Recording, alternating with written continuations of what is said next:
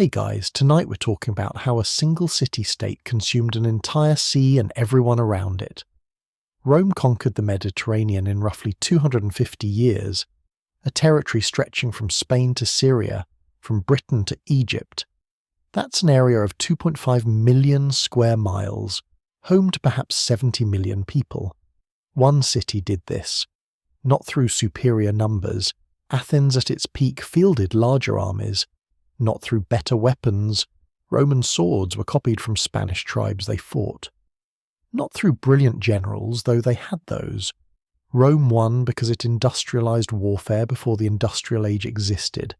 They turned killing into a system, conquest into a machine that fed itself, and military service into the foundational contract of citizenship. Dear viewers, our big goal is to reach 1,000 subscribers on this channel, and with your support, we can achieve it. Only on our channel will you find such interesting and unique stories about history. Subscribe so you don't miss them. We're sincerely grateful to everyone who helps us achieve this goal. Also, write in the comments where you're watching from and what time it is. I'm always curious to see people from all over the world brought together by a single story. And now, let's move on to today's story. The year is 340 BCE. You're 17. You've never questioned why every male citizen must serve. You've never seen a Roman who refused the levy and wasn't stripped of citizenship, sold into slavery or beaten to death by his own cohort. You know that military service isn't optional, the way you know winter follows autumn. This morning before dawn your father helped you don your leather cuirass. Not bronze. You're too poor for that. The harness chafed where the metal studs pressed against your collarbone. You carried a hasta, a spear taller than yourself, and a gladius your uncle forged, still rough at the tang because you couldn't afford better. The omens were taken at the forum. A hawk killed a dove above the rostra. The augur declared Jupiter favoured battle. The stench hit first, not normal sweat. The acrid reek of 4,100 men packed into marching formation in summer heat, mixed with wool soaked in days-old perspiration, leather curing in the sun, and the sour tang of morning vomit from the new recruits. Your feet ached. Every legionary marched in caligule, sandals with iron hobnails that turned feet into permanent blisters during the first week. The weight never stopped. 80 pounds of equipment, armour, weapons, shield, entrenching tools, 3 days of grain, cooking pot, stakes for the camp palisade. A legionary was a soldier who happened to carry his fortification materials with him. This was the Manipular Legion, Rome's answer to every military problem it had faced in Italy. The system emerged from desperation, not genius. For centuries Rome fought like Greeks, hoplite phalanx, bronze-armoured citizens locked shield to shield in rigid formation. It worked on flat ground against civilized enemies. Then came the Samnites. The Samnite Wars bled Rome for 50 years across 3 separate conflicts starting in 343 BCE. Mountain tribes who fought in rough terrain where phalanxes shattered like dropped pottery. They used javelins and ambushes. They hit flanks and melted into forests. Roman commanders watched their formations break apart on hillsides, unable to maneuver, unable to respond. Thousands died learning that the Greek way of war had limitations. So Rome changed. The manipular system broke the phalanx into smaller units called maniples, literally handfuls of men. Each maniple contained 120 soldiers arranged in a checkerboard pattern across the battlefield, 3 lines deep. The first line, the hastati, were the youngest men aged 17 to 25. They carried 2 pila, weighted javelins designed to punch through shields and bend on impact, making them unusable by enemies. Behind them stood the principes, men in their prime age 26-35, better equipped, steadier. The third line contained the triarii, veterans over 35, armed with spears instead of swords, the emergency reserve. When Romans said, "It's come to the triary," they meant the situation had become desperate. The flexibility was revolutionary. Each maniple operated independently but in coordination. If one unit buckled, the gaps allowed reserves to flow forward. If terrain broke the line, maniples adjusted without collapsing the entire formation. The checkerboard prevented enemy breakthroughs from rolling up the flanks. Any penetration hit another unit behind it. Romans could fight in mountains, forests, urban streets, anywhere. The phalanx required open ground and good weather. The legion required only Romans, but equipment meant nothing without the social structure underneath. Rome's military system rested on a brutal equation. Land ownership determined military service determined citizenship determined land ownership. The census sorted citizens by wealth into classes. The first class, the richest, provided cavalry and heavy infantry. The second through fourth classes provided progressively lighter infantry as wealth decreased. The fifth class, the poorest, served as skirmishers. Below them, the proletary owned nothing and served only in emergencies. Everyone except slaves had skin in the survival of Rome. Conquest brought land distributions to veterans. Land created more citizens. More citizens meant larger armies. Larger armies enabled more conquest. The levy system operated with mechanical efficiency. During emergencies, Rome could mobilize every male citizen aged 17 to 46. In practice, each legion recruited around 4,200 infantry and 300 cavalry. 4 legions in the field at once wasn't unusual. That's nearly 20,000 Roman citizens under arms simultaneously, not counting allies. For a city-state of perhaps 150,000 citizens total, this was insane. Rome militarized its entire society. Farming happened between campaigns. Politics happened between wars. Peace was the interval between victories. Training began immediately after recruitment and never truly stopped. New legionaries marched 20 Roman miles daily, about 18 modern miles, carrying full equipment. Camp construction started the moment the march ended. Every single night. No exceptions.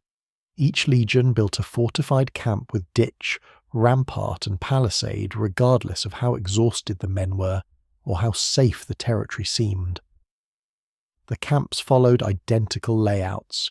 If you knew one, you knew them all. A legionary could stumble drunk through any Roman camp in the dark and find his unit's position by muscle memory. The point wasn't comfort. The point was turning every stopping point into a fortress and every soldier into an engineer. Sword drill consumed hours. The gladius was designed for stabbing, not slashing. A short blade, roughly 20 inches long, double-edged with a sharp point. Romans practiced against wooden posts 6 feet tall, beating them with wooden swords weighted heavier than real weapons. Shoulders screamed, wrists swelled. The drill masters walked behind the lines with wooden staffs, cracking ribs when form slackened. The stabbing motion had to become reflexive. Slash and you expose your side. Stab from behind the shield's protection. Aim for the throat, the belly, the groin. 2 inches of blade in the right place killed a man. Hacking required 4 or 5 strikes. Efficiency was survival. The centurions made it work. 60 centurions commanded a legion, each leading a century of roughly 80 men despite the name. They promoted from within the ranks based on competence in killing and ability to enforce discipline. A centurion carried a vine staff as badge of office. That staff broke teeth, fractured skulls, and maintained order.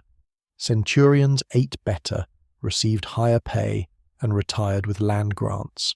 They also died in disproportionate numbers because they fought in the front rank, led every charge, and absorbed the first shock of enemy contact. The position demanded courage that bordered on suicidal. Most didn't live to retirement. Discipline wasn't maintained through inspiration. Decimation was real.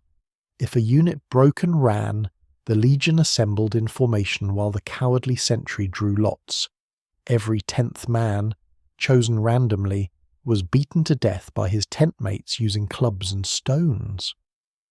The remaining 90% received barley instead of wheat rations and camped outside the fortifications. Shame and hunger and 9 dead friends taught better lessons than speeches. It happened rarely. It didn't need to happen often. Everyone knew it could happen. The engineering capability separated Rome from every contemporary military. Legionaries built roads as they advanced. Paved roads, not packed earth trails. The Via Appia began construction in 312 BCE, cutting through the Pontine marshes towards southern Italy. Built by soldiers during the Samnite Wars. 16 feet wide, paved with fitted polygonal stones over layers of gravel and sand, cambered for drainage, lined with distance markers every Roman mile. These roads moved armies at unprecedented speeds. 3 days to march from Rome to Capua, where previously it took 7. Roads made reinforcement possible. Roads made strategic depth real. Roads let Rome respond to threats faster than enemies expected.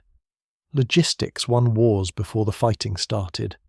Each legionary carried 3 days of grain, usually wheat, sometimes barley as punishment. The army moved with a baggage train of mules and oxen hauling additional supplies, extra weapons, siege equipment, medical supplies, portable mills for grinding grain. Foraging supplemented but never replaced the supply system. Roman quartermasters calculated consumption rates, mapped supply caches, and coordinated with allied cities to pre-position food stores along march routes. Armies that ate won. Armies that starved died. Rome treated feeding soldiers with the same obsessive precision it applied to sword drill. The Samnite Wars taught Rome everything. The First Samnite War in 343–341 BCE was brief and inconclusive. Romans learned mountain warfare was different. The Second Samnite War from 326–304 BCE nearly destroyed Rome. The Caudine Forks disaster in 321 BCE saw an entire Roman army trapped in a mountain pass, forced to surrender, stripped of weapons and armour, marched under a yoke of spears in humiliation. The Senate refused to honour the surrender. They disowned the consuls who agreed to terms, rebuilt the army and returned to the war. 20 more years of grinding combat. Villages burned, crops destroyed systematically, populations enslaved or massacred. The Romans didn't fight for glory or honour despite what their historians later claimed. They fought for land. Every conquered territory became ager publicus, public land, technically owned by the Roman state. In practice, wealthy patricians grabbed the best farmland while veteran soldiers received smaller plots. This created resentment between classes but united all Romans against external enemies.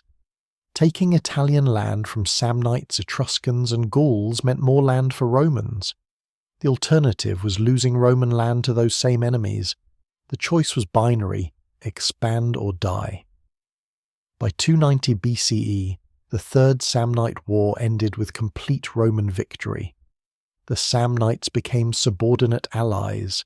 They kept internal autonomy, but provided troops for Roman armies and couldn't conduct independent foreign policy. This became Rome's standard model. Defeated enemies weren't eradicated or ruled directly. They became allies forced to fight in Rome's wars. A brilliant system. Rome's army grew with every conquest because the conquered supplied auxiliary troops. The Manipular legion of 4,200 Roman citizens fought alongside an equal number of allied infantry and cavalry. Each victory doubled available manpower.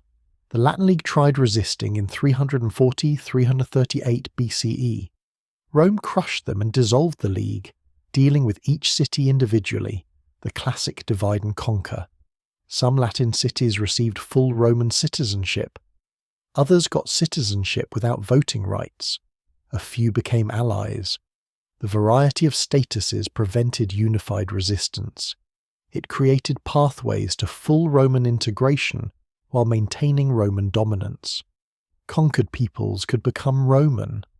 That possibility made occupation tolerable and rebellion less attractive. The system's sustainability came from accepting casualties no other state could absorb.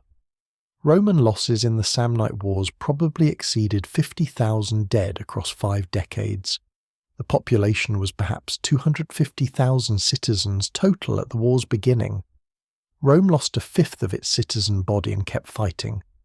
When a legion was destroyed, the Senate authorized new legions. When those died, they raised more. The willingness to continue after catastrophic defeats unnerved enemies who expected reasonable surrender after major losses. This was the machine in 290 BCE, not yet perfected, but functional. A military system that conscripted broadly, trained intensively, adapted tactically, supplied logistically, and accepted losses strategically. The Manipular Legion gave Rome tactical flexibility. The alliance system gave it strategic depth. The census-based recruitment gave it manpower regeneration.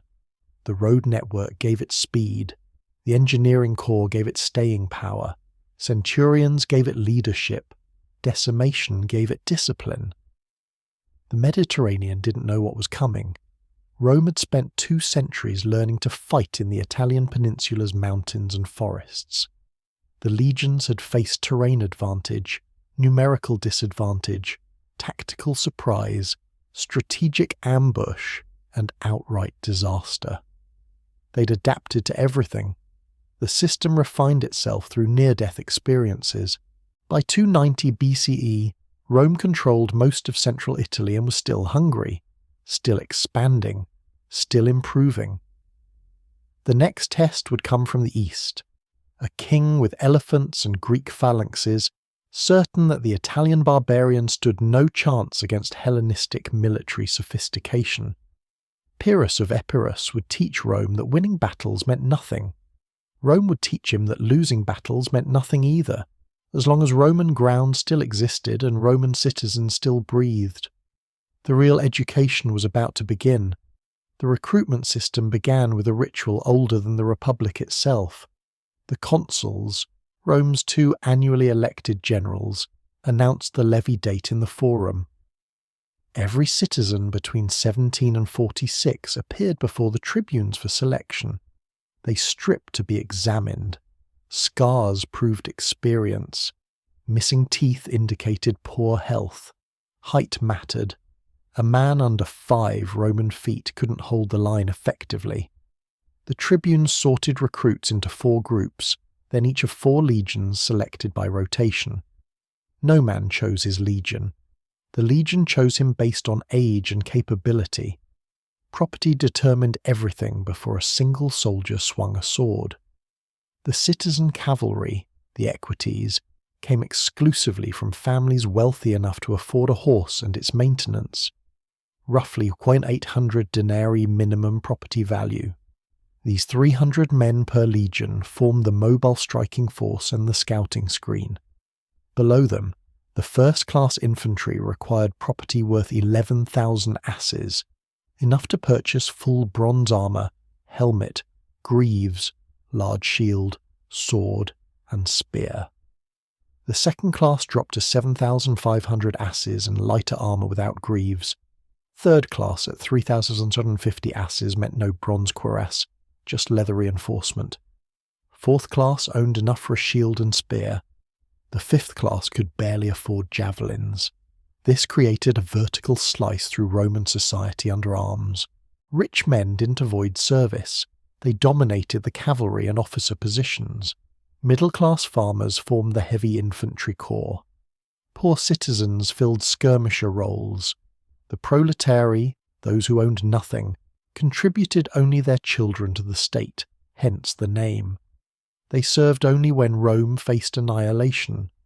Every other male citizen expected to spend at least 10 years in military service before age 46, 16 years if infantry, 10 if cavalry. Most served considerably more during wartime, which was almost always. The equipment burden fell entirely on the recruit. Rome didn't issue standardized gear until the late Republic.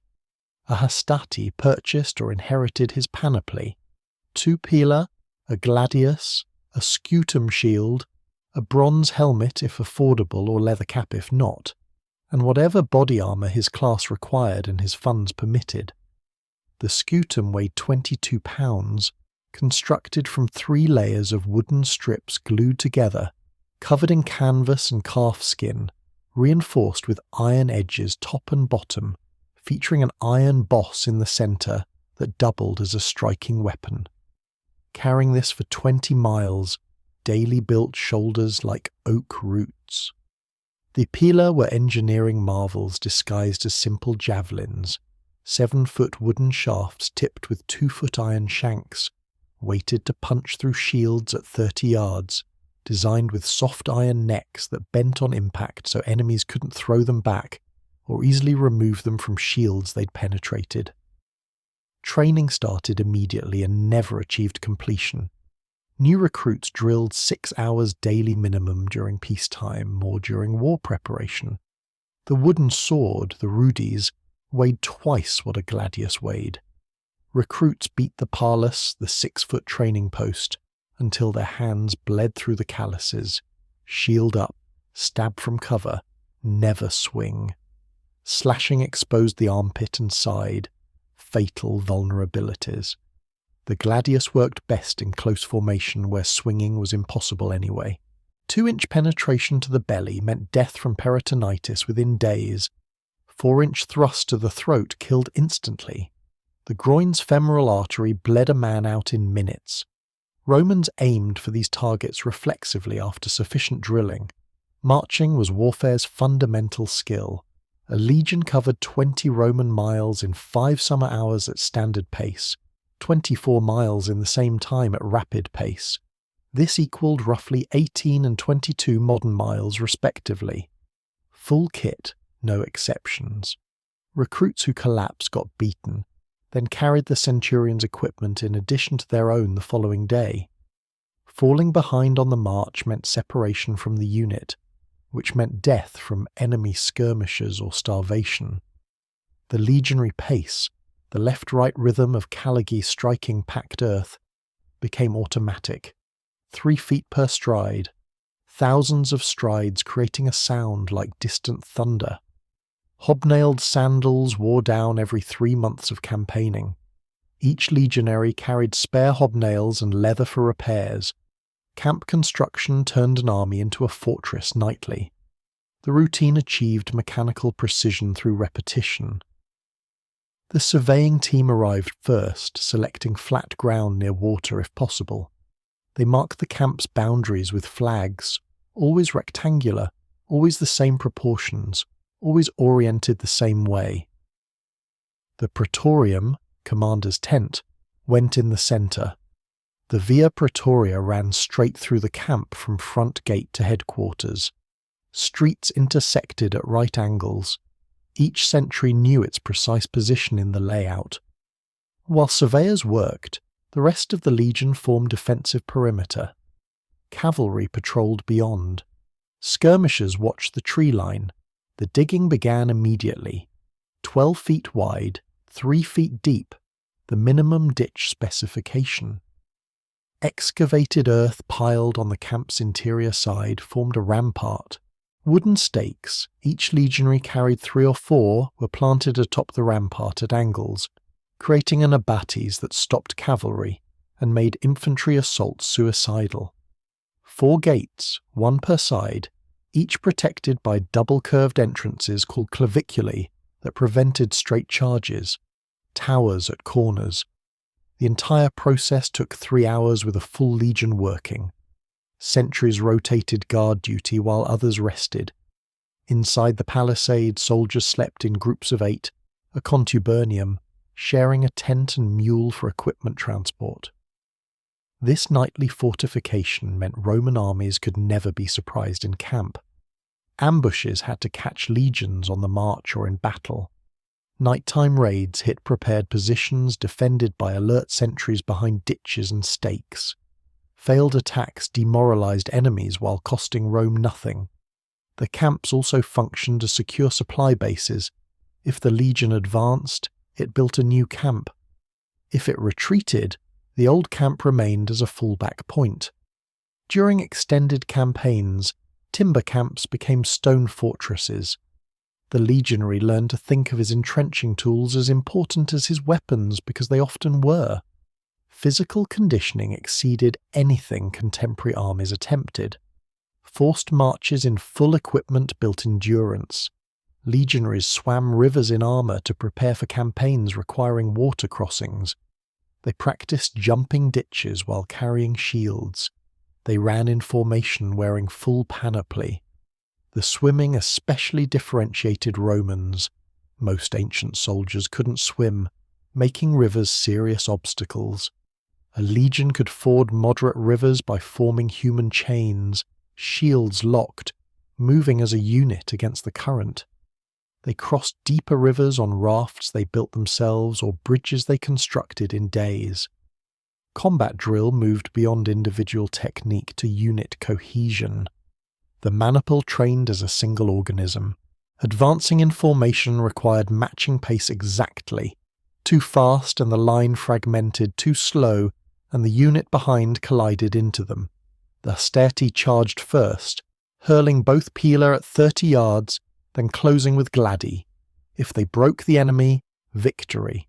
If they met solid resistance, they fought for 10 to 15 minutes before filtering back through the gaps between maniples of principes.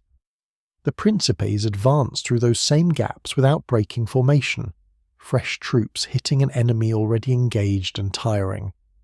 This rotation kept pressure constant while allowing exhausted troops to recover behind the line. The triarii never moved except in crisis.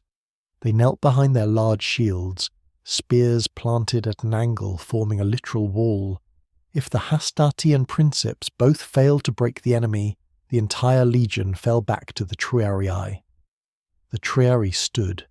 Every enemy soldier who'd been fighting for 30 minutes or more now faced fresh veterans who hadn't struck a blow. This third line broke most enemies psychologically before physical combat resumed. Seeing the triarii rise meant Rome was serious. It meant the legion was committing everything. Most battles never reached this point. Centurions made the system function through brutality and competence in equal measure. Promoted from the ranks based on merit, a rare practice in the ancient world where aristocratic birth typically determined command. A soldier who killed more enemies, held the line when others broke, and volunteered for dangerous assignments attracted centurion attention. The promotion meant better pay, better equipment, better food, and a vine staff that symbolized absolute authority over 80 men. Centurions positioned themselves on the right of their century, the place of honor and danger where they'd be first to contact enemy lines. The staff saw constant use. Lazy soldiers got beaten. Slow soldiers got beaten. Soldiers who questioned orders got beaten. The centurionate tolerated no weakness because weakness killed everyone in the formation. A single man breaking ranks created a gap. Gaps got exploited. Exploited gaps collapsed entire lines. Better to break a soldier's ribs during training than have him break formation in combat and doom his century. The beatings weren't sadistic excess. They were preventative medicine applied with wood instead of herbs. But centurions also earned loyalty through shared suffering. They ate the same rations, slept in the same camps, and died in the same battles as their men. A centurion didn't order his sentry to charge, then watch from safety. He led the charge, first into enemy formation, most exposed to spears and arrows and sling stones. Centurion casualty rates during major battles approached 50% because they deliberately positioned themselves where combat was most intense. A man who'd beaten you for sloppy drill, then taken an arrow meant for you commanded respect that aristocratic officers born into position could never achieve. Decimation remained the ultimate discipline enforcement, though rarely employed. The punishment fit one crime only: collective cowardice. If an entire unit fled battle or surrendered without authorization, the Legion assembled to witness judgment. The guilty sentry drew lots. Wooden sticks, 1 in 10 marked. Those who drew marked sticks died, beaten by their tent mates with clubs and stones in front of the entire Legion. The survivors received barley rations instead of wheat, animal food, marking them as less than human.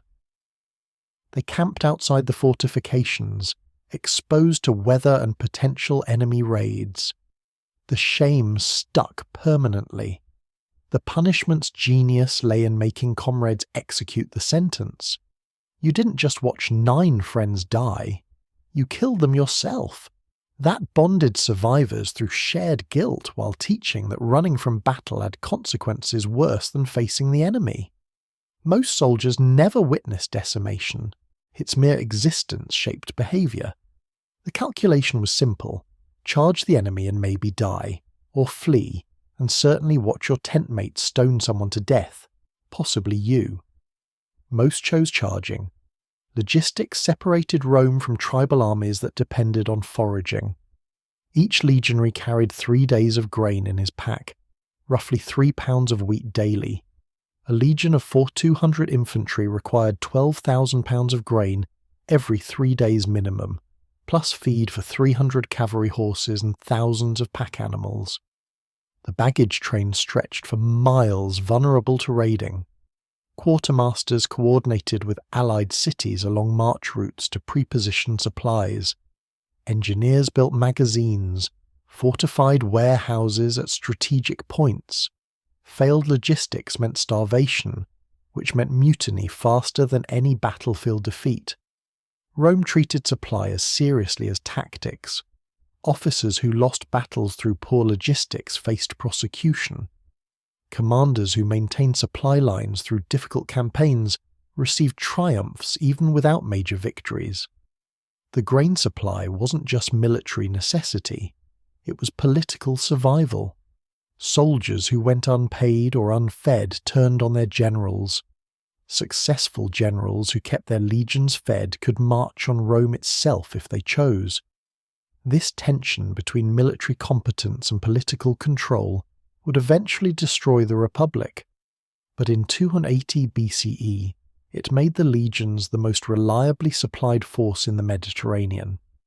Medical care, primitive by modern standards, exceeded anything most armies provided. Each legion included capsari, bandage men who treated wounds in the field. They couldn't do surgery beyond amputations, couldn't treat infections beyond prayers, and couldn't save anyone with a gut wound.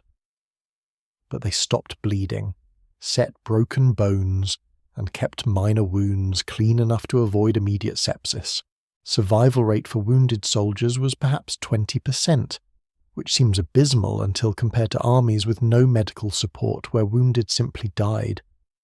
Romans catalogued which wounds were survivable and which meant certain death, allowing triage that maximized limited resources. Training, equipment, discipline, supply, and medical support.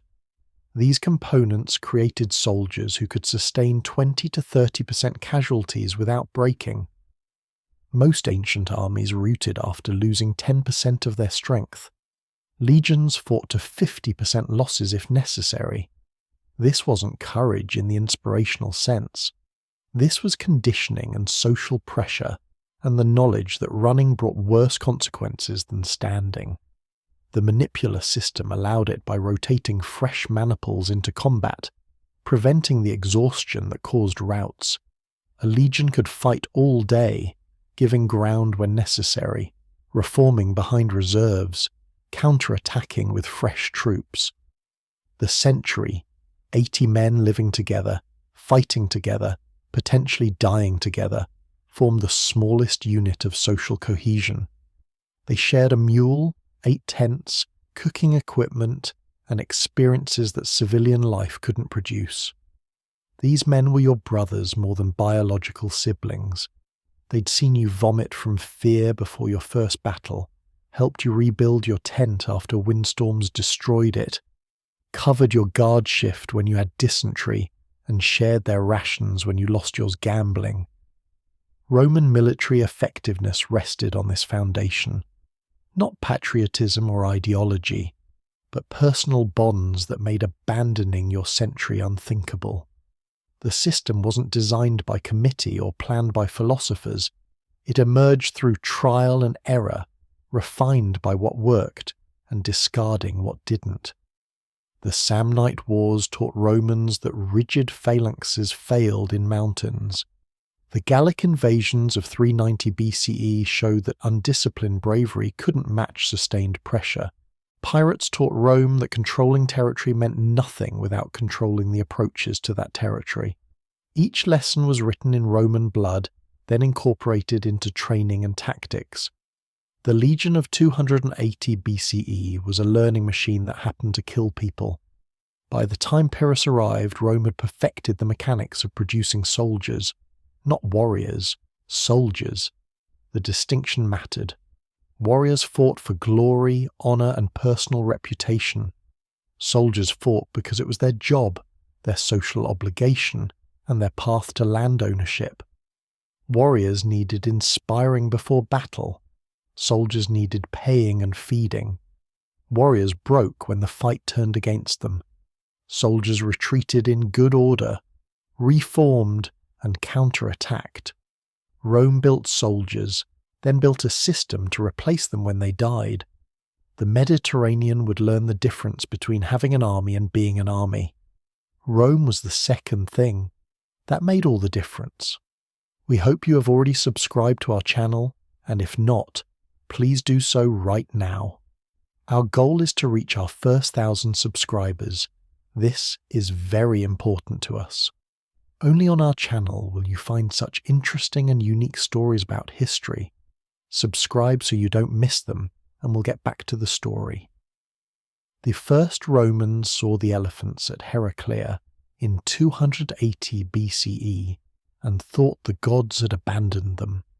20 beasts, each standing 10 feet at the shoulder, covered in armour, carrying towers filled with archers, trumpet calls from their handlers, making sounds no animal in Italy produced. The cavalry horses panicked before contact, throwing riders, stampeding backward into their own infantry. Legionaries who'd never flinched at charging Gallic warriors stood frozen, while the beasts trampled through their formations, tusks goring men, feet crushing entire files. The Roman army broke for the first time in a generation, 7,000 dead. The rest scattered into the countryside. Pyrrhus of Epirus had brought Hellenistic warfare to Italy. King of a small Greek kingdom related to Alexander the Great, he commanded the finest professional army money and reputation could assemble. 25,000 infantry formed into Macedonian phalanxes, men in armour holding 18-foot sarissas, presenting a wall of spear points no frontal assault could penetrate. 3,000 cavalry, mostly Thessalians bred to horsemanship. 20 war elephants imported from India via the Seleucid kingdoms, each costing a fortune to transport and maintain. Pyrrhus himself was considered the second greatest general alive after only Hannibal, who was still a child. The Greek cities of southern Italy, Magna Graecia, had invited him. Tarentum specifically, threatened by Roman expansion, offered payment and promises if Pyrrhus would save Greek civilization from Italian barbarians. From his perspective, this looked straightforward.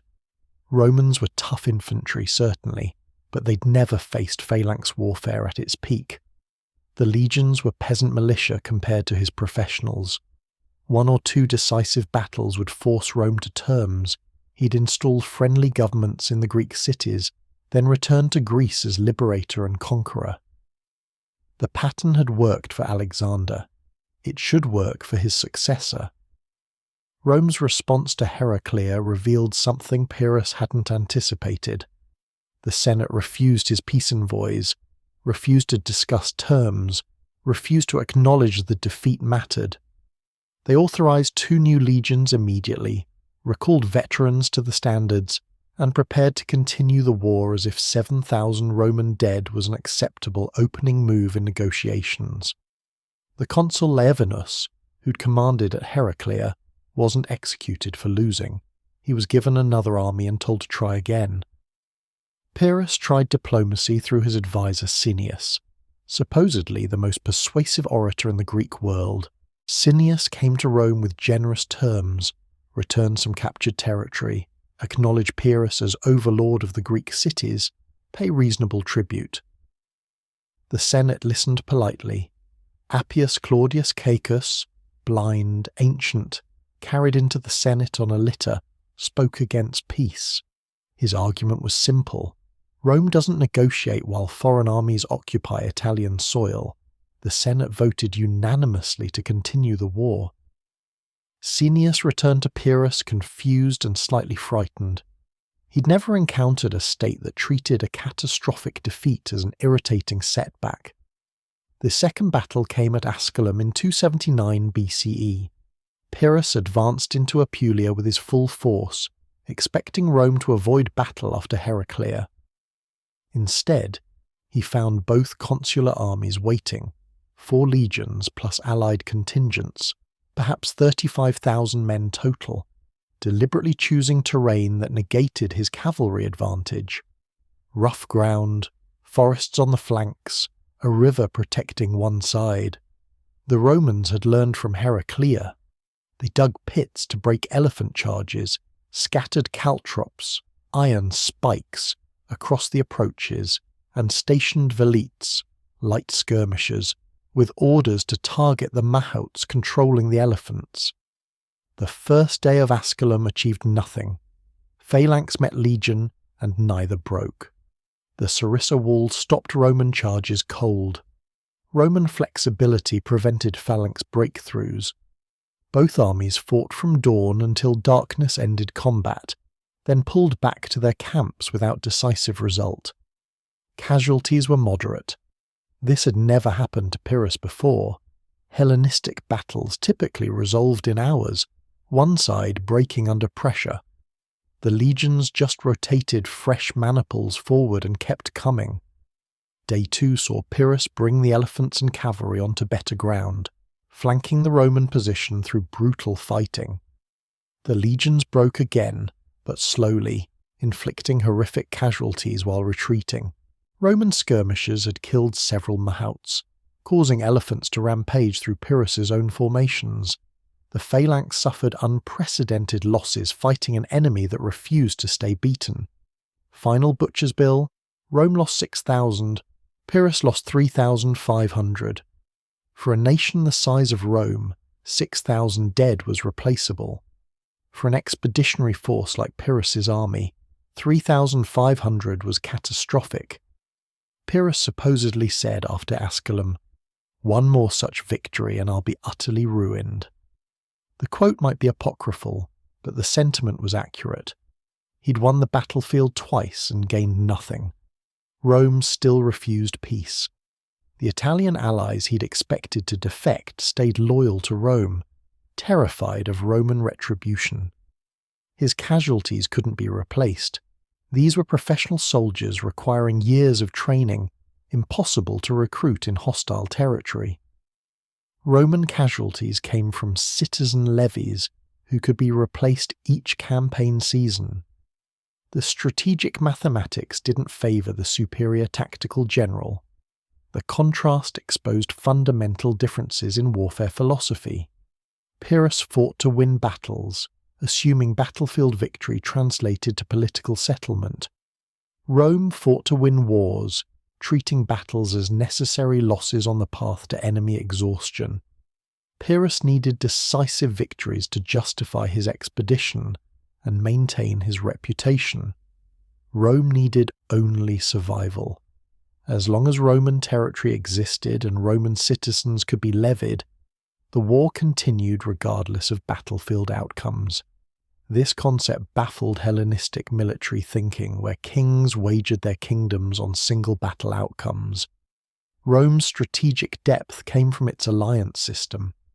Pyrrhus controlled the Greek cities and whatever territory his army physically occupied, Rome controlled an alliance network stretching across Italy: Latins, Campanians, Sabines, Umbrians, Etruscans, even former enemies like the Samnites who feared Pyrrhus more than they hated Rome.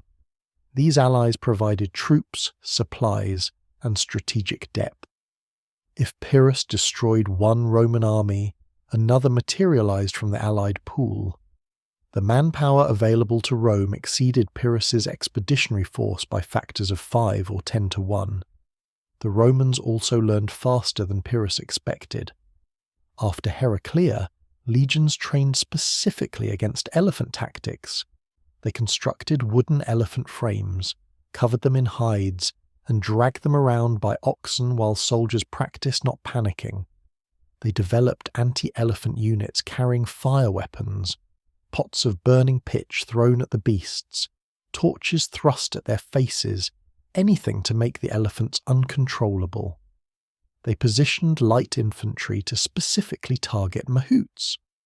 By Asculum, the elephants were much less effective. By subsequent engagements, they were tactical liabilities. The phalanx proved similarly vulnerable to Roman adaptation.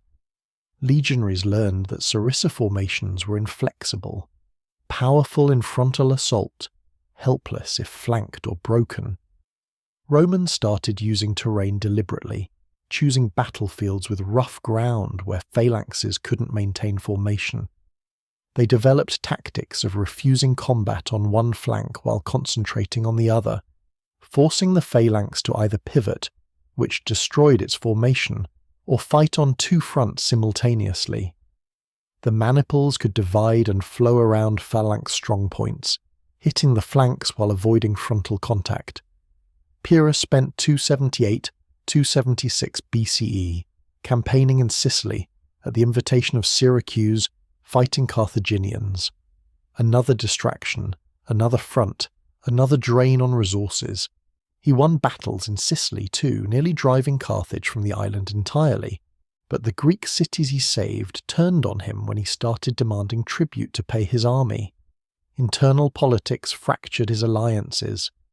Meanwhile in Italy, Rome consolidated control, absorbed cities Pyrrhus had taken, and rebuilt its armies without the pressure of an immediate enemy. The expedition to Sicily turned Pyrrhus from liberator to occupier, and gave Rome 2 years to prepare. When Pyrrhus returned to Italy in 275 BCE, he found a different Roman army. 3 years of institutional learning meant better tactics, better preparation, and better intelligence on his capabilities. The Battle of Beneventum showed the transformation. Romans lured Pyrrhus into rough terrain where the phalanx couldn't deploy properly. Elephants stampeded backward through Pyrrhic lines after Roman velites set several on fire. The legion's manipular flexibility meant they could exploit every gap in the phalanx, while the phalanx couldn't adjust to rapid tactical changes. Beneventum wasn't a crushing defeat. Both sides withdrew after heavy casualties. But Pyrrhus was out of reserves, out of money, out of allied support, and facing an enemy that grew stronger while he grew weaker. He evacuated Italy in 275 BCE, leaving garrisons that Rome reduced one by one over the next years. Tarentum fell in 272 BCE. Pyrrhus died in street fighting in Argos in 272 BCE, killed by a roof tile thrown by an old woman. His expeditionary force that had started with 25,000 men returned home with perhaps 8,000. Rome had defeated the greatest general of the age without winning a single decisive battle against him. This terrified the Hellenistic world more than outright victory would have. It meant conventional military excellence didn't guarantee conquest. It meant superior tactics could lose to superior logistics and strategic depth. It meant that a state willing to accept horrific casualties and continue fighting could outlast professional armies that needed preservation for multiple campaigns. The Pyrrhic War taught Rome specific tactical lessons: how to fight elephants, how to break phalanxes, how to use terrain against rigid formations. More importantly, it validated the strategic approach. Losing battles didn't matter if you could raise new armies faster than the enemy could replace casualties. Tactical inferiority could be overcome through strategic superiority. The Manipular Legion wasn't perfect, but it was adaptable. That adaptability meant the system improved faster than enemies could counter-adapt. Roman commanders after Pyrrhus understood that innovation was survival. They studied enemy tactics obsessively, incorporated successful elements, and discarded failures. The post-Pyrrhic legion added more skirmishers. The velites became a formal unit rather than ad hoc poor citizens with javelins. Engineers joined every legion as permanent staff rather than drafted craftsmen. The intelligence-gathering apparatus improved, creating networks of scouts and spies that operated continuously rather than just during campaigns. Each war made the next war easier because the institutional memory accumulated. The psychological impact within Rome was equally significant. The legions had faced professional soldiers, war elephants, and the best general outside of Carthage, and prevailed through sheer refusal to quit. This bred enormous confidence, not in individual superiority, but in systemic superiority. Romans believed, correctly, that their military system could absorb punishment that would shatter any other state. The certainty that Rome could outlast any enemy became self-fulfilling. It shaped diplomatic negotiations, strategic planning, and tactical risk-taking. Rome took gambles other states wouldn't because Roman commanders knew failure wasn't final. Pyrrhus himself supposedly said Romans fought like a hydra. Cut off one head, and two grew back. The metaphor captured Roman strategic warfare perfectly. Destroying a legion meant little when the Senate could authorize 2 replacement legions within weeks. Conquering Roman territory didn't matter if Rome reconquered it the following year. Winning battles was insufficient without the capability to destroy Rome's ability to make war. That capability required conquering all of Italy and dismantling the alliance system. No enemy had achieved this. Pyrrhus came closer than most and still failed completely. The war also revealed the limits of mercenary professionalism versus citizen mobilization. Pyrrhus's soldiers were better trained, better equipped, and more tactically skilled than Roman legionaries individually. But mercenaries required payment. Replacement mercenaries took years to train to the same standard, and mercenary loyalty lasted exactly as long as payment continued. Roman citizens fought because military service was civic duty, and successful service meant land grants. The motivation structure meant Romans could sustain war longer, with less immediate reward because the reward came at war's end through land distribution and citizenship expansion. Italy south of Rome fell completely under Roman control between 275–265 BCE. The Greek cities became Roman allies or subjects. The Samnites, who'd resisted Rome for 50 years, were exhausted and incorporated into the alliance system. The Etruscans to the north had been conquered during the Samnite Wars. The Gauls beyond them remained dangerous but disunited. By 265 BCE, Rome controlled the Italian peninsula from the Po River Valley south to the toe of the boot. This wasn't formal territorial empire. The various cities and peoples maintained internal autonomy. But their foreign policy was Roman foreign policy. Their soldiers fought Rome's wars. Their resources supplied Rome's legions. The next phase required no Roman planning because Rome didn't plan conquests. It reacted to threats and opportunities. Sicily sat just across the Strait of Messina, close enough to see from Italy's southern coast. The eastern part was Greek cities, the western part was Carthaginian territory. Both sides would soon ask Rome for help against each other. Rome would accept, having no idea it was about to fight the longest, bloodiest, most expensive war in its history against an enemy that made Pyrrhus look like a training exercise. Carthage controlled the western Mediterranean through naval supremacy, and mercenary armies funded by trade wealth Rome couldn't match. The First Punic War would teach Rome that controlling land meant nothing without controlling the sea. The lessons would be written in drowned legionaries and burned fleets. Rome would learn anyway. It always did. Rome had no navy in 264 BCE, not a single warship. The Mediterranean was Carthaginian water, controlled by quinqueremes, massive galleys with 5 banks of oars, bronze rams capable of splitting enemy hulls, crews trained from childhood in naval warfare. Carthage had dominated Mediterranean trade for 3 centuries through this naval superiority, establishing colonies from North Africa to Spain to Sicily. Their wealth exceeded Rome's by magnitudes. Their diplomatic network spanned continents. Their mercenary armies drew from Iberian swordsmen, Numidian cavalry, Gallic warriors, Greek hoplites, and Carthaginian citizen soldiers, professional forces that made Pyrrhus's expedition look modest. Rome controlled Italy. Carthage controlled everything else that mattered. The spark came from the Mamertines, Italian mercenaries who'd seized Messana in Sicily through treachery, established a pirate state, then found themselves trapped between Syracuse and Carthage. They appealed to Rome for protection despite being criminals by any standard.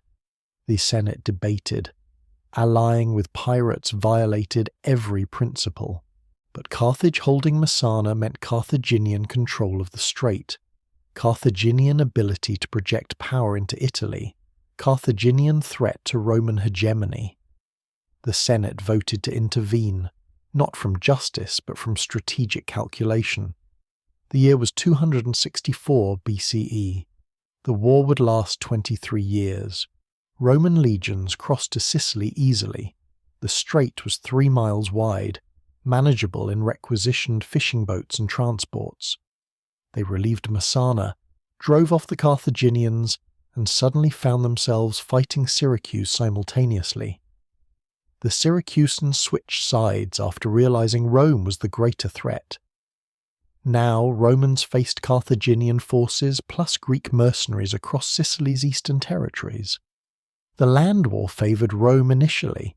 Legions were superior to Carthaginian mercenary infantry in pitched battle. Victories at Agrigentum in 262 BCE proved this. But every victory meant nothing because Carthage controlled the sea. Carthaginian quinqueremes raided the Italian coast at will. Supply ships to Sicily got intercepted. Roman communications were cut. Carthage could reinforce, resupply and evacuate troops by sea, while Rome moved everything overland through hostile territory. The strategic situation was impossible. Rome controlled more Sicilian territory, but couldn't hold it without naval support. Carthage held key coastal fortresses and could land armies wherever Roman defences were weakest. The war would never end under these conditions. Rome needed a navy. Rome had never built a navy. Rome built a navy anyway. The story of the Corvus, the boarding bridge, is almost too perfect to be true, yet evidence suggests it happened. A Carthaginian quinquereme ran aground on the Italian coast, possibly during a raid. Romans captured it intact, studied the construction, and decided to copy it exactly. They didn't have shipwrights skilled in trireme or quinquereme construction. They didn't have experienced naval architects. They cut timber from Italian forests, followed the captured ship as a template, and built 100 quinqueremes and 20 triremes in 60 days through simultaneous construction at multiple locations. The Senate authorized the expenditure without understanding naval warfare at all. They simply decided Rome needed ships and built them through brute force logistics. The crews were another problem entirely. Oarsmen required timing, coordination and strength, built through years of practice. Roman citizens had never rowed war galleys. Carthaginian crews trained from adolescence. The Romans couldn't match this experience, so they changed the equation. Engineers developed the Corvus, a 24-foot boarding plank mounted on the bow, equipped with a heavy spike on the end. When a Roman ship closed with an enemy vessel, the corvus dropped. The spike punctured the enemy deck, and the plank became a bridge. Roman marines charged across. The naval battle became an infantry fight.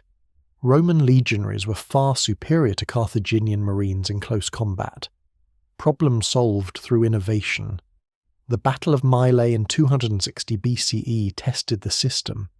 The Carthaginian commander Hannibal, not the famous one, approached with 130 ships, certain of easy victory against Roman amateurs. His quinqueremes rammed the first Roman vessels, standard naval tactics that had worked for centuries. But corvus-equipped Roman ships didn't try to maneuver. They absorbed the ram, dropped the boarding bridge, and sent marines across. Within minutes, Carthaginian ships were captured, not sunk. The entire Carthaginian tactical doctrine, ramming, boarding, superior seamanship, became irrelevant. Romans won through converting naval warfare into land warfare. 50 Carthaginian ships captured. Roman losses minimal. Carthage suddenly faced an existential threat from a nation that hadn't owned warships 4 years earlier. Rome's approach to naval warfare was characteristically brutal and practical. They couldn't outsail Carthaginians, so they didn't try. The corvus negated superior seamanship by preventing maneuver from mattering. It turned every naval encounter into a boarding action, where Roman infantry superiority dominated. Carthaginian admirals tried avoiding engagement, but convoys required protection, and fortresses needed supply. Eventually they had to fight. Eventually they lost ships they couldn't easily replace, while Rome built more through sheer industrial capacity. But the sea was more dangerous than any enemy. The Mediterranean in autumn was suicide for ancient navies. Storms appeared without warning. Navigation was primitive, and overloaded warships sat low in the water. Roman experience made it worse. The fleet dispatched to Africa in 256 BCE to invade Carthaginian home territory numbered 330 ships. They landed successfully, established a beachhead, won initial battles. Then the consul Regulus was left with 40 ships and 15,000 troops, while the rest of the fleet returned to Sicily. The relieving fleet came back the next spring with reinforcements. On the return voyage, a storm hit off Sicily's southern coast. 284 ships sank. Perhaps 100,000 men drowned. The worst naval disaster in ancient history.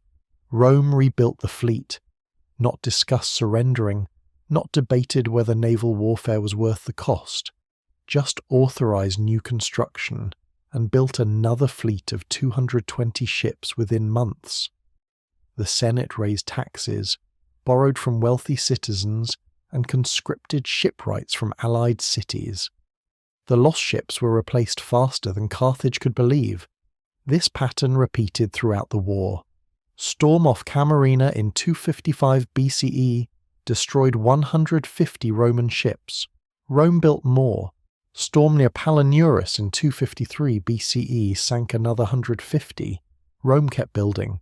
The casualty figures were staggering. Some estimates suggest Rome lost 700 ships to storms during the First Punic War, far more than to combat. The economic strain nearly broke Rome. Traditional funding through war plunder wasn't working. Sicily provided limited loot, and maintaining fleets was exponentially more expensive than maintaining legions. The Senate imposed direct taxation on citizens for the first time in decades. Tributum required property owners to contribute percentages of their wealth to fund shipbuilding. The wealthy paid more, creating resentment among the aristocracy. But the alternative was losing to Carthage and likely being conquered in turn. The financial model shifted from conquest paying for itself to citizens investing in military victory through taxation, expecting returns through eventual Carthaginian defeat and indemnities. The land war in Sicily ground into stalemate by 250 BCE. Romans controlled most of the island but couldn't take the western fortresses. Lilybaeum and Drepana were too strong, too well supplied by sea. Carthaginian mercenary armies raided from these bases but couldn't reconquer lost territory. Elephants were deployed again with limited success. Romans had learned anti-elephant warfare from Pyrrhus. Both sides exhausted themselves through attrition without decisive breakthrough. The war needed either complete Roman naval supremacy to starve out Carthaginian fortresses, or Carthaginian naval revival to cut Roman supply lines and isolate their armies. The disaster at Drepana in 249 BCE nearly gave Carthage that revival. The Roman consul Publius Claudius Pulcher attacked the Carthaginian fleet in harbour against all tactical wisdom and religious omens. The sacred chickens refused to eat before battle, traditionally a sign of impending disaster. Pulcher threw the chickens overboard, saying if they wouldn't eat they could drink, and attacked anyway. The Carthaginian admiral Adherbal had anticipated the assault, positioned his fleet optimally, and destroyed 93 Roman ships with minimal losses. Pulcher lost his command, was prosecuted and died in disgrace. Rome lost another fleet, yet somehow Rome was winning.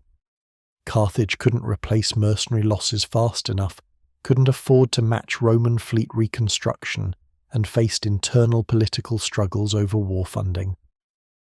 The Carthaginian government was plutocratic. Merchant families controlled policy, and merchants calculated profit versus loss. The war was becoming unprofitable. Sicily was costing more than it generated. Peace negotiations began half-heartedly, both sides probing for acceptable terms, neither willing to concede enough to satisfy the other. The Roman Senate in 242 BCE did something unprecedented. They were financially exhausted, the treasury empty, and unable to fund another fleet through taxation. Instead, wealthy citizens voluntarily loaned the state money to build one final fleet of 200 ships, taking the risk that Roman victory would repay them through Carthaginian indemnities. This public-private partnership constructed a fleet designed with the lessons of 20 years of naval warfare. Lighter than earlier vessels, more manoeuvrable, still equipped with corvus but better balanced. The crews were no longer amateur rowers but experienced sailors who'd survived multiple campaigns. The Battle of the Aegates Islands in 241 BCE ended the war. The new Roman fleet under Lutatius Catulus intercepted a Carthaginian supply convoy heading to Sicily. The Carthaginian ships were heavily loaded with supplies and reinforcements, slow and vulnerable. Roman quinqueremes were empty, fast and aggressive. The boarding tactics worked perfectly. 50 Carthaginian ships captured, 70 sunk, the rest scattered. Carthage lost its ability to supply the fortresses. Within months, the Carthaginian government sued for peace on Roman terms. The peace treaty humiliated Carthage. Evacuate all of Sicily. Pay 3,200 talents of silver over 10 years, an enormous sum that strained Carthaginian finances for decades. Surrender all Roman prisoners without ransom, while paying for Carthaginian prisoners' return. Sicily became Rome's first provincia, a formal territory governed by Roman magistrates rather than being absorbed into the alliance system. This marked a fundamental shift. Rome was no longer just an Italian power. It was a Mediterranean empire with overseas territories requiring permanent military occupation and administration. The cost to Rome defies easy calculation. Perhaps 100,000 citizens dead in combat, another 100,000 drowned in storms, 700 ships lost, equivalent to perhaps 10 years of total state revenue consumed by shipbuilding alone. The economic disruption, the taxation burden, the social strain of decades-long mobilization. Any normal state would have collapsed internally. Rome nearly did. The political conflicts between populares and optimates, the tensions between classes over tax burden distribution, the struggles over land distribution to returning veterans, all these problems that would eventually destroy the Republic were amplified by the Punic War costs. But Rome had won something invaluable beyond Sicily. It had proven the system could scale. The Manipular Legion worked not just in Italy but in overseas campaigns requiring sustained logistics over sea lanes. The fleet-building capacity meant Rome could challenge any naval power through industrial production rather than nautical tradition. The willingness to accept catastrophic losses and continue fighting demoralized enemies who expected rational calculation of costs. Rome wasn't rational by Carthaginian standards. It was a military state that treated warfare as existential, regardless of actual threat level. More critically, Rome had learned it could become a naval power through application of engineering and infantry superiority. The corvus was eventually abandoned as Roman seamanship improved, but the lesson remained. Technical innovation could overcome experience. This would repeat throughout Roman military history. Problem arises, Romans develop solution. Solution gets implemented systematically. Problem ceases to exist. The institutional capacity for innovation and incorporation of lessons learned was unique among Mediterranean powers. Greece had superior culture and philosophy. Carthage had superior commercial networks and wealth. Rome had superior ability to learn from defeats and systematize improvements. The First Punic War's end in 241 BCE left Carthage humiliated but intact. The indemnity was payable. The mercenary armies could be recalled. The commercial empire remained mostly untouched. Some Carthaginian leaders advocated accepting the loss and focusing on Iberian expansion to replace Sicilian revenues. Others nursed grievances and planned revenge. One Carthaginian general, Hamilcar Barca, made his son swear eternal hatred of Rome. The boy's name was Hannibal. He was 9 years old. In 23 years he would bring Rome closer to destruction than it had ever come, teaching lessons that made the Pyrrhic Wars look like training exercises. Rome would lose armies at unprecedented scale, face invasion of Italy itself, and confront the possibility of final defeat. And Rome would survive anyway, because the system that emerged from the First Punic War could sustain losses no other nation could accept. The true test was coming. Rome didn't know it yet. Neither did Hannibal. Hannibal Barca crossed the Alps in October 218 BCE with 38,000 infantry, 8,000 cavalry, and 37 war elephants. The march took 15 days through passes choked with early snow, across precipices where a single misstep meant death, past hostile Gallic tribes who harassed the column with ambushes. Troops froze at night.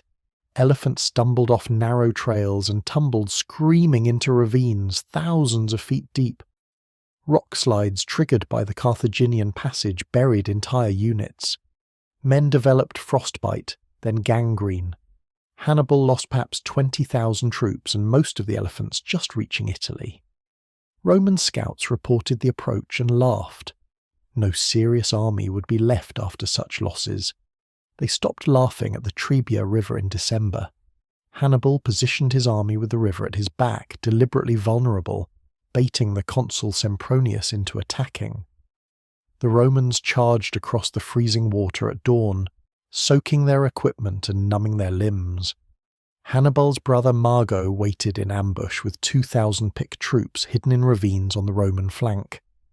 The ambush triggered after Roman forces were fully committed, striking the exposed side while Hannibal's centre gave ground slowly.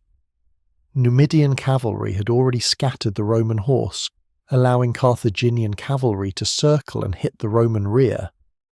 20,000 legionaries dead or captured in the first major engagement. The consul escaped with 10,000 survivors. Rome mobilized 4 new legions immediately and doubled the normal army size for the following year's campaign. The Senate ordered both consuls to take the field simultaneously with combined forces, the largest Roman army assembled in decades, 80,000 infantry plus cavalry, intending to crush Hannibal through overwhelming numbers before he could recruit more Gauls to his cause. The strategy was sound. The execution was catastrophic. Lake Trasimene in June 217 BCE remains among history's perfect ambushes. Hannibal's scouts located the Roman army pursuing him along the lake's northern shore. The ground favoured ambush, a narrow defile between the lake and steep hills covered in morning fog. Hannibal positioned his entire army in the hills overnight, completely silent, forbidding even cook fires that might reveal their presence. At dawn, the Roman column marched into the trap, strung out for miles, unable to deploy into battle formation on the narrow track. Hannibal attacked from all sides simultaneously. The Romans couldn't form ranks, couldn't see the enemy through fog, couldn't retreat because troops behind pushed forward. The lake prevented lateral movement. 15,000 legionaries died in 3 hours, most never drawing their swords, many driven into the lake by sheer pressure and drowned by armor's weight. The consul Flaminius died fighting in the chaos. Another 10,000 captured. Perhaps 10,000 escaped into the countryside. Rome lost an entire consular army in a single morning, without Hannibal suffering significant casualties. This was Hannibal's specialty, using terrain and superior cavalry to negate Roman numerical advantages, then destroying isolated formations piecemeal. The Senate's response defied every precedent. They elected a dictator, Fabius Maximus, with unlimited powers for 6 months, expecting aggressive action. Fabius did nothing aggressive. He refused battle entirely, shadowing Hannibal's army while avoiding direct engagement, burning supplies ahead of Carthaginian advance, evacuating populations from threatened areas, cutting foragers off from the main force. The Fabian strategy turned warfare into patient destruction of enemy capability without risking decisive battle. Romans called him cunctator, the delayer, as an insult. Hannibal called him the one Roman he feared. The strategy was politically unsustainable. Romans demanded vengeance, not patience. The aristocracy viewed Fabian caution as cowardice. Farmers whose land was deliberately burned to deny Hannibal supplies demanded compensation. Allied cities wondered if Rome could protect them at all. When Fabius's dictatorship ended, the Senate elected consuls who promised decisive action. Gaius Trentius Varro and Lucius Aemilius Paulus took command of 8 legions, the largest army Rome had ever fielded under single command. 86,000 infantry, 6,000 cavalry, orders to destroy Hannibal or die trying. They found him at Cannae. The Battle of Cannae on August 2nd, 216 BCE was tactical perfection. Hannibal deployed his infantry in a crescent formation, deliberately weak in the centre.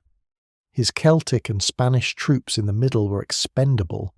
Their job was dying slowly while Roman legions drove them back. On the flanks, African infantry held firm, armoured in equipment stripped from Roman dead at Trebia and Trasimene. The Numidian cavalry under Maharbal drove off Roman cavalry immediately, then circled to hit the Roman rear while the wings closed like a door swinging shut. The Roman centre pushed forward as planned, believing they were winning. The crescent bowed inward under pressure but never broke. As Romans advanced, their formation compressed, 80,000 men packed so tightly they couldn't raise their swords. The African flanks pivoted inward, Hannibal's centre stopped retreating, and suddenly Romans were surrounded on all sides. The cavalry hit from behind. There was nowhere to run, no space to fight.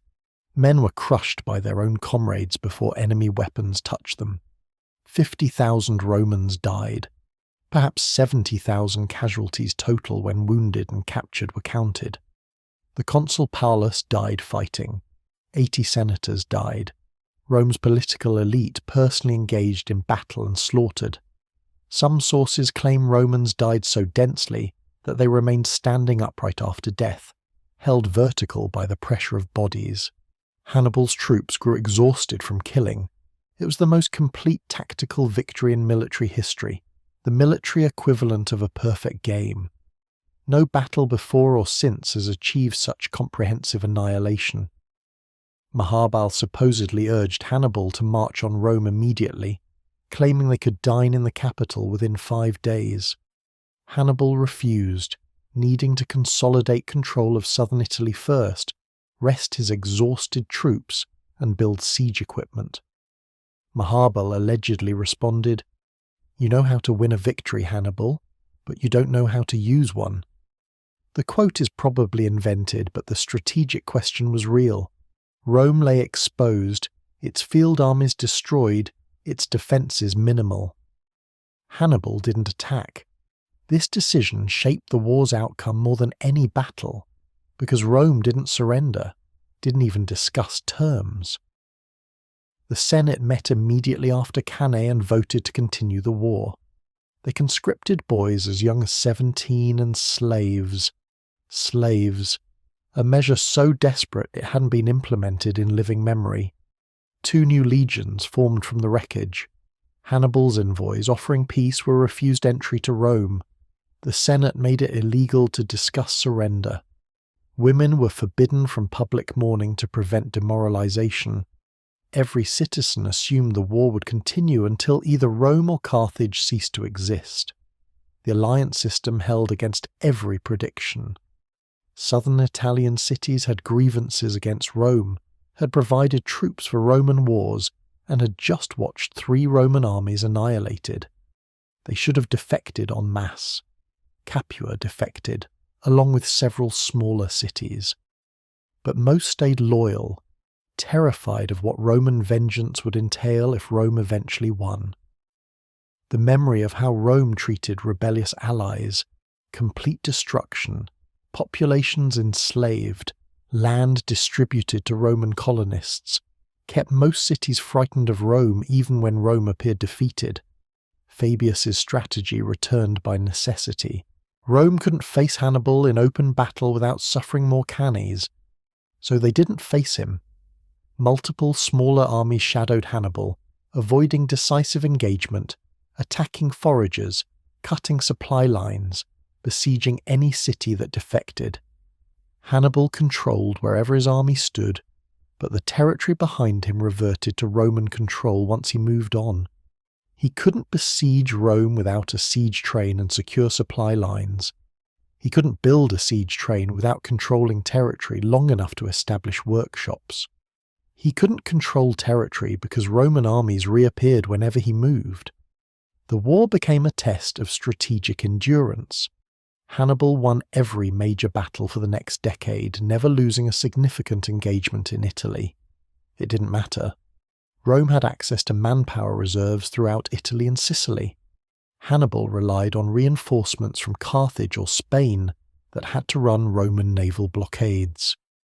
His brother Hasdrubal marched another army from Spain in 207 BCE to reinforce him. Roman armies intercepted Hasdrubal at the Metaurus River, destroyed his force, and threw Hasdrubal's severed head into Hannibal's camp. Hannibal realized then he couldn't win. The Roman counteroffensive targeted Carthaginian Spain, while Hannibal remained trapped in Italy. Publius Cornelius Scipio, later called Africanus, took command of Spanish operations in 210 BCE at age 25, technically too young for the position, but granted it through popular vote after his father and uncle both died fighting there. Scipio studied Hannibal's tactics obsessively, incorporating them into Roman doctrine. He trained legions in Carthaginian cavalry tactics, used terrain to create ambushes, employed deception and surprise instead of frontal assault. Essentially, he became a Roman Hannibal. The capture of New Carthage in 209 BCE demonstrated Scipio's method. The city was Carthaginian Spain's capital, heavily fortified, garrisoned by thousands. Conventional siege would take months. Scipio noticed the tidal lagoon on one side dropped to wadable depth at low tide. He waited for the perfect tidal conditions, then attacked simultaneously from multiple directions, while sending troops through the lagoon to scale supposedly undefended walls. The garrison fought on two fronts, broke under pressure, and the city fell in a single day. Scipio treated captured Iberians well, released hostages without ransom, and recruited local tribes to Roman service. Within 4 years he'd conquered Carthaginian Spain entirely. In 204 BCE, Scipio invaded North Africa itself, landing near Carthage with the strategic goal of forcing Carthage to recall Hannibal. The plan worked perfectly. Carthaginian home territory faced direct threat. Hannibal couldn't relieve it from Italy, and the government ordered him home after 15 years of campaigning. Hannibal evacuated his army by sea, abandoning Italian allies who'd supported him to Roman vengeance. Capua's population was enslaved or executed. Other defecting cities were razed. The message was explicit. Roman alliance might be oppressive, but Roman enmity meant extinction. The Battle of Zama in 202 BCE matched history's two greatest generals. Hannibal commanded Carthaginian forces plus Numidian allies and war elephants. Scipio commanded Roman legions plus Numidian cavalry under Massinissa, recruited from Carthage's former allies through diplomacy and bribery. The battle opened with elephant charges that Scipio countered by opening lanes in his formations, letting the beasts pass through harmlessly. Hannibal's infantry clashed with Roman legions in brutal close combat, but the cavalry battle went to Scipio. Massinissa's Numidians drove off Carthaginian cavalry, then returned to hit Hannibal's infantry from behind. The same double envelopment Hannibal used at Cannae, now used against him. Hannibal lost 20,000 dead, 20,000 captured. Scipio lost perhaps 2,000. The victory was decisive but not annihilating. Hannibal escaped with remnants of his army. More importantly, Carthage's will to fight was broken. The government sued for peace on Roman terms, having no alternatives left. The Second Punic War ended with Carthage stripped of its fleet, limited to a small defensive army, required to pay 10,000 talents over 50 years, and forbidden from waging war without Roman permission. Carthage became a client state, neutralized as Mediterranean power. Rome had survived 17 years of Hannibal's presence in Italy, lost perhaps 300,000 citizens dead across all theatres, suffered economic devastation in southern Italy that took generations to recover, and faced closer approach to destruction than at any point in its history. The psychological scars lasted centuries. Romans used Hannibal ad portas, Hannibal at the gates, as shorthand for existential danger for the rest of the Republic's existence. Children were threatened with Hannibal's name. Hannibal became the standard against which all enemies were measured, but Rome had learned from him. Scipio's adoption of Carthaginian tactics became doctrine. Roman cavalry improved dramatically after decades of facing superior Numidian horsemen. The intelligence apparatus expanded to prevent strategic surprise. Most critically, Rome learned that defensive warfare could win when offensive warfare failed. Fabius's strategy of refusing battle, trading space for time, and exhausting enemies through attrition became the template for dealing with superior tactical opponents. These lessons would apply against every future enemy. The Senate's absolute refusal to surrender or negotiate after Cannae defined Roman strategic culture permanently. Future enemies would win battles, many battles, and discover that battlefield success didn't translate to Roman capitulation. The state would accept any casualties, any economic cost, any political strain, rather than surrender while Roman territory existed and Roman citizens could be mobilized. This wasn't courage in the heroic sense. It was institutional stubbornness elevated to strategic doctrine. Rome couldn't be defeated militarily without destroying every Roman city, killing every citizen, and physically occupying every territory. No ancient state had the capability to do this. Therefore, Rome was effectively invincible regardless of how many battles it lost. Hannibal spent his final years in exile, advising various kings on how to fight Rome, always preaching the impossibility of the task. He committed suicide in Bithynia in 183 BCE, rather than be captured by Roman agents. His last words supposedly expressed regret that he'd relieved Rome of its greatest fear, himself. But he was wrong. Rome's greatest fear was never Hannibal. It was internal dissolution, political corruption, the military system becoming stronger than civilian control. Those fears would prove justified. The legions that survived Hannibal would eventually destroy the republic they defended. But that dissolution would take another century. First, there were more enemies to conquer, more territories to absorb, more applications of the military machine to other opponents who hadn't learned what Pyrrhus and Hannibal discovered. Winning battles against Rome meant nothing. Rome simply didn't care about winning battles. It cared about winning wars, and it had just proven definitively that it could do so against the greatest general who'd ever lived. Philip V of Macedon made the fatal mistake of allying with Hannibal during Rome's darkest hour after Cannae. The treaty was signed in 215 BCE when Rome appeared finished, Italian allies were defecting, and Carthaginian victory seemed inevitable. Philip calculated that Rome would fall within years, leaving him dominant in the Adriatic and free to expand into Greek territories without Roman interference. The treaty was discovered. Rome remembered.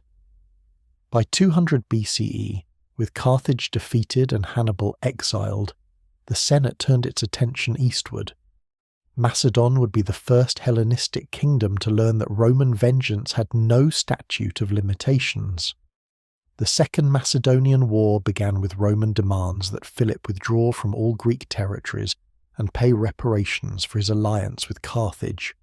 Philip refused, confident that Macedonian phalanxes, the same formations Alexander had used to conquer the known world, would shatter Italian infantry the way they dominated warfare for a century.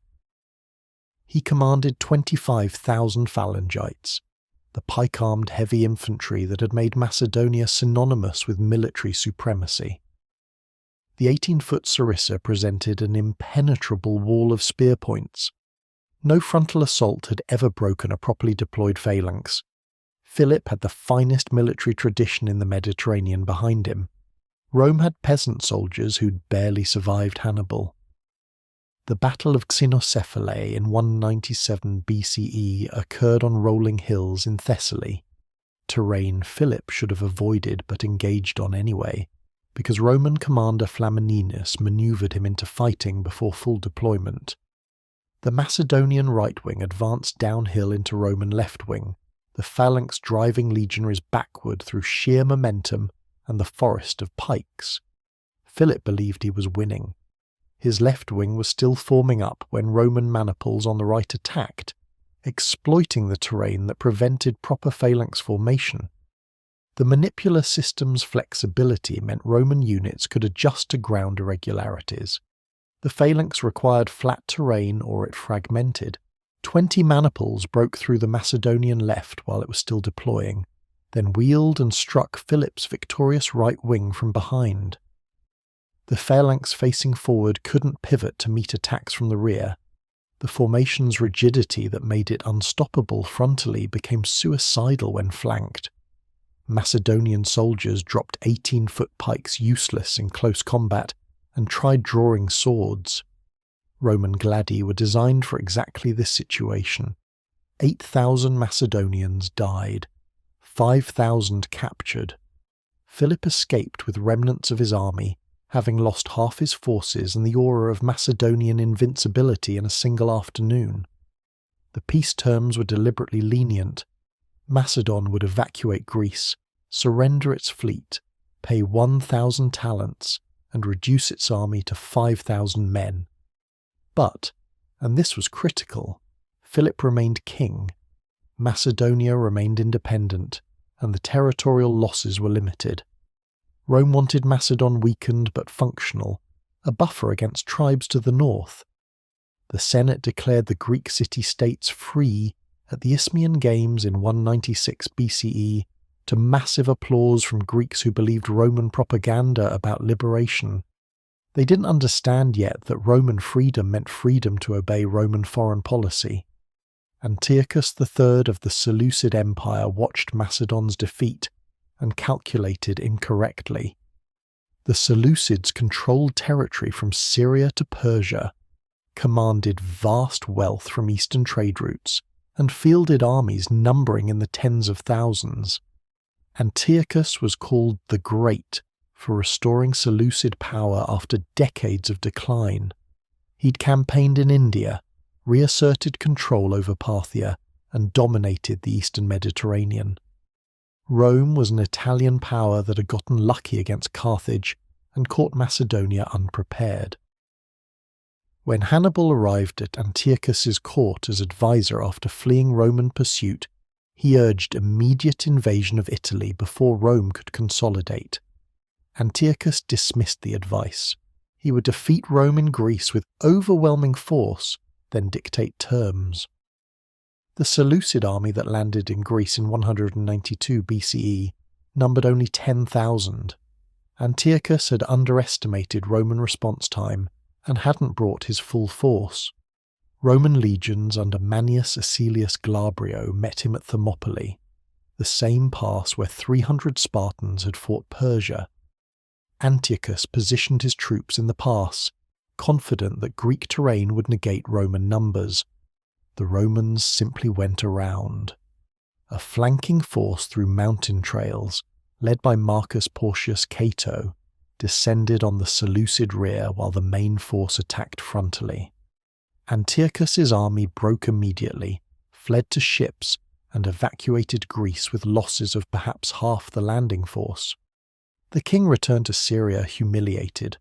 Rome pursued. The Senate authorized the Scipio brothers, Africanus and Lucius, to invade Asia Minor with 2 legions and allied forces, perhaps 30,000 men total. They were invading the Seleucid heartland, crossing from Europe to Asia as Alexander had done in reverse, facing an empire that could mobilize hundreds of thousands of troops. Antiochus assembled 72,000 infantry, 12,000 cavalry, war elephants, scythed chariots, and auxiliary forces from across his empire. He positioned this force at Magnesia in 190 BCE, intending to overwhelm Roman forces through sheer mass. The Battle of Magnesia demonstrated every lesson Rome had learned in 70 years of warfare.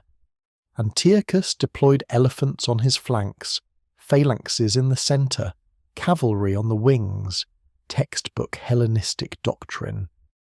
The Roman left flank under Eumenes II of Pergamum, a Roman ally, drove off Seleucid cavalry, then attacked the elephants from the side. The beasts panicked and stampeded through Seleucid formations. The centre phalanx advanced successfully against Roman infantry initially, but the manipular system allowed tactical flexibility the phalanx lacked. Roman units disengaged, reformed, and counterattacked where the phalanx showed gaps. The Seleucid right cavalry broke through Roman left but pursued too far, leaving the centre exposed. 50,000 Seleucid casualties against perhaps 300 Roman dead. The numbers sound impossible, but multiple sources confirm them. When a phalanx breaks, it becomes a slaughter because troops can't disengage with 18-foot pikes. Roman cavalry and allied forces pursued the route for miles, cutting down fleeing soldiers. Antiochus lost his entire army, his reputation, and his ability to resist Roman terms. The Treaty of Apamea in 188 BCE stripped the Seleucids of all territory west of the Taurus Mountains, required 15,000 talents, indemnity paid over 12 years, surrendered the war fleet, and prohibited war elephants. the greatest Hellenistic empire after Alexander's death, was reduced to a regional power within 5 years of challenging Rome. The speed of Roman conquest in the east shocked contemporaries. 2 major kingdoms destroyed in under a decade through campaigns lasting months rather than years. Rome fielded smaller armies than its opponents, but won through superior tactics, better logistics, and the institutional knowledge accumulated from fighting Pyrrhus, Carthage, and Hannibal. Roman commanders studied enemy formations obsessively. They knew phalanx weaknesses, the flanks, the rear, rough terrain, prolonged combat. They knew how to panic elephants. They knew Hellenistic cavalry was shock weapon, not pursuit force. Every tactical advantage Alexander's successors had employed for a century was catalogued and countered. The Third Macedonian War began in 171 BCE, when Perseus, Philip's son, attempted to restore Macedonian power. Perseus was diplomatically skilled, formed alliances throughout Greece, and rebuilt the army to 21,000 phalanxes plus supporting forces. He avoided battle for 2 years, using defensive strategy that frustrated Roman commanders and extended the war longer than the Senate expected. But Perseus made the mistake of fighting at Pydna in 168 BCE, when Roman consul Lucius Aemilius Paulus forced engagement through strategic maneuvering that threatened Macedonian supply lines. Pydna followed the Cynocephalae pattern with refinements. The phalanx advanced, initially successful, drove back Roman hastati and principes, but the ground was uneven, not dramatically so, just enough to create small gaps in phalanx formation. Roman maniples exploited every gap, flowing into openings like water through cracks. 20 Romans pushing into a 10-foot gap in the pike wall disrupted the entire surrounding formation. The phalanx required absolute cohesion. Once broken, it became individuals with useless long spears facing soldiers with shields and short swords optimized for close combat. 20,000 Macedonians died. Perseus fled, was captured, and paraded in Paulus's triumph through Rome. Macedonia was dissolved into 4 separate republics, forbidden from intermarriage or trade with each other, effectively partitioned. Greece itself faced Roman punishment for perceived disloyalty during the Third Macedonian War. The Achaean League had wavered in its Roman alliance. Some cities had secretly supported Perseus, and Roman patience with Greek political complexity was exhausted. In 146 BCE, after the League rebelled, Roman forces under Lucius Mummius besieged Corinth, one of Greece's wealthiest, most cultured cities, home to artistic treasures accumulated over centuries. The siege was brief. Corinth's walls couldn't withstand Roman siege engineering developed during decades of warfare. The sack of Corinth was deliberate terrorism. Every male citizen was killed. Every woman and child was sold into slavery. The city was burned systematically. Temples, homes, public buildings, everything. Artistic treasures were shipped to Rome as plunder. Mummius, uncultured and indifferent to Greek civilization, used priceless statues as game pieces and told contractors moving them that any damage would require replacement from the contractor's funds, betraying complete ignorance of their irreplaceable value. The destruction served strategic purpose, demonstrating to all Greeks that Roman tolerance had limits, and rebellion brought total annihilation. The same year, 146 BCE, saw the Third Punic War end with Carthage's complete destruction. 50 years after Zama, Carthage had recovered economically, but remained militarily restricted by treaty. Rome's North African ally Numidia harassed Carthaginian territory continuously. When Carthage finally violated treaty terms by raising an army to defend against Numidian raids, Rome declared war. The Senate's real motivation was eliminating a potential future threat. Cato the Elder had famously ended every Senate speech with Carthago delenda est. Carthage must be destroyed. He wasn't speaking metaphorically. The siege of Carthage lasted 3 years. The city's fortifications were formidable. The population fought with desperation. Born from knowing surrender meant death or slavery, and Roman generals initially underestimated the defensive capability. Scipio Aemilianus, adopted grandson of Africanus, took command in 147 BCE and implemented systematic reduction. He built walls around Carthage's walls, starving the city through complete blockade. When the defences finally broke in 146 BCE, Romans fought house to house for 6 days. 50,000 Carthaginians were enslaved. The city was burned. According to tradition, salt was sown in the earth to prevent regrowth. Probably apocryphal, but the sentiment was accurate. Carthage ceased to exist. 2 ancient powers destroyed in the same year sent a message throughout the Mediterranean. Rome's patience was finite and its vengeance was absolute. The Hellenistic kingdoms that remained, Egypt under the Ptolemies, the diminished Seleucids, smaller states like Pergamum and Rhodes, understood they existed by Roman tolerance. Open resistance meant annihilation. The only survival strategy was integration into Roman diplomatic networks as client states, maintaining internal autonomy while accepting Roman foreign policy dominance. The conquest of Spain illustrated Rome's approach to persistent resistance. The Iberian tribes had fought Roman control since the Second Punic War, conducting guerrilla warfare in terrain that negated legion advantages. The Lusitanian War and Celtiberian Wars dragged on for decades through the mid-2nd century BCE. Spanish chieftains like Viriathus used hit-and-run tactics, avoided pitched battles, and inflicted steady casualties without offering decisive engagement opportunities. Roman commanders struggled to adapt. Traditional tactics failed against enemies who wouldn't stand and fight. The solution was systematic brutality. Roman armies methodically destroyed villages, enslaved populations, and created depopulated zones where resistance was impossible. When cities like Numantia resisted after others had surrendered, Rome responded with overwhelming force. Scipio Aemilianus besieged Numantia with 60,000 troops, enormous force against a city of perhaps 8,000 people, and starved it into submission over 15 months.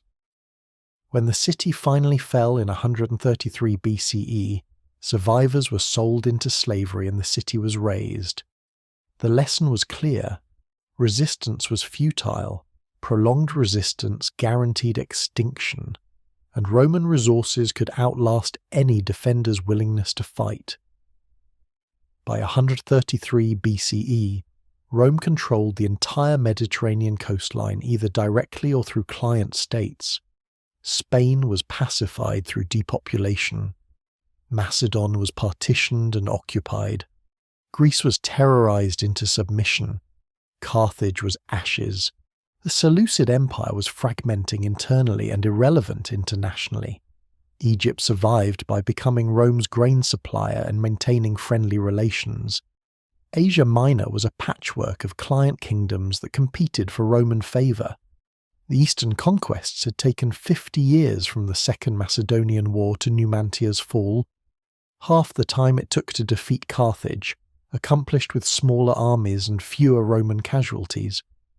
The speed reflected accumulated institutional knowledge. Roman commanders knew how to defeat phalanxes, how to conduct sieges, how to maintain supply lines across the Mediterranean, and how to integrate conquered territories into the empire. The military system had reached mature efficiency. Problems that would have challenged earlier generations, crossing the Hellespont, besieging fortified cities, coordinating multiple legions across vast territories, were now routine. The spoils fundamentally changed Rome. Greek art flooded into Italy as plunder. Greek slaves educated Roman children. Greek philosophy, literature and culture were absorbed wholesale by Roman aristocracy. The influx of wealth disrupted traditional Roman social structures. The aristocracy became fantastically rich, while small farmers who'd fought in decades of warfare returned to find their land bought by the wealthy. Political tensions that would eventually explode into civil war began accumulating. The successful military conquest created internal contradictions the Republic couldn't resolve. But the Mediterranean was Roman, Mare Nostrum, our sea. A Roman merchant could sail from Spain to Syria without leaving Roman-controlled waters. Piracy was systematically suppressed. Trade flourished under Roman protection. The Pax Romana hadn't fully emerged. That would require Augustus, but the preconditions were established. One city had conquered an area larger than the continental United States, absorbed dozens of different peoples and cultures, and established military supremacy so complete that no Mediterranean power could challenge Roman dominance. The conquest appeared complete. The Senate could demobilize legions, reduce military spending, and focus on administration rather than expansion. The tribal lands to the north, Gaul, Germany, Britain, weren't worth conquering, just barbarian territories without wealth or strategic value. The empire seemed to have reached natural boundaries. This complacency would prove premature. The legions would soon march into Gaul under Julius Caesar, into Germany under Germanicus, into Britain under Claudius. But that expansion would serve different purposes: personal ambition of generals rather than state security, political maneuvering rather than strategic necessity. The age of republican conquest for survival was ending.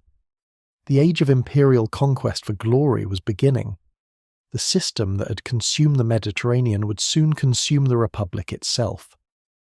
The Via Appia stretched 350 miles from Rome to Brundisium by 190 BCE, paved with fitted polygonal stones over layers of gravel and mortar, cambered for drainage, wide enough for 2 carts to pass simultaneously.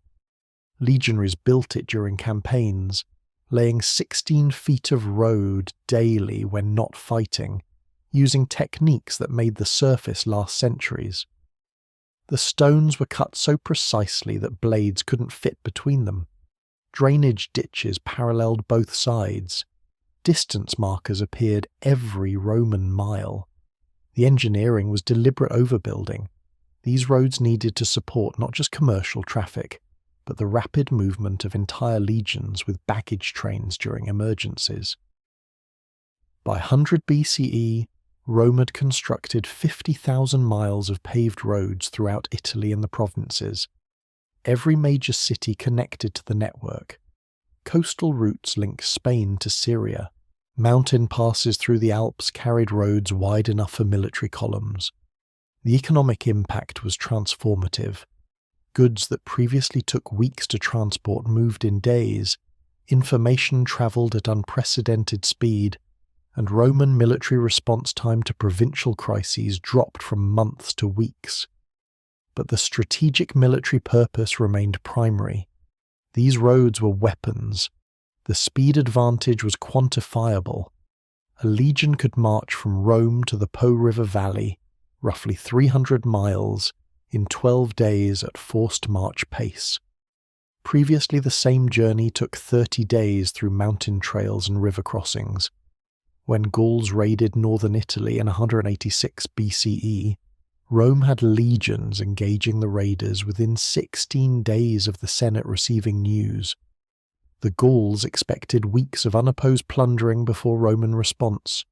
Instead, they faced prepared defences and were destroyed before retreating across the Alps. This pattern repeated continuously. Enemies calculated Roman response time based on historical precedent and found themselves fighting legions that arrived impossibly fast. The roads also enabled economic integration that made rebellion expensive. Italian merchants used the Via Appia to transport goods to Brundisium, then shipped to Greece and Asia Minor. Spanish silver travelled via Via Augusta to Mediterranean ports. Grain from Egypt and North Africa fed Italian cities through predictable shipping routes. Any region that rebelled lost access to this commercial network immediately. The economic pain was instant and severe. Allied cities understood that prosperity depended on remaining within the Roman system.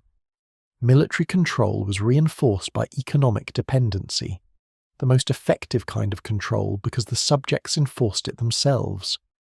The garrison system complemented the road network through strategic positioning.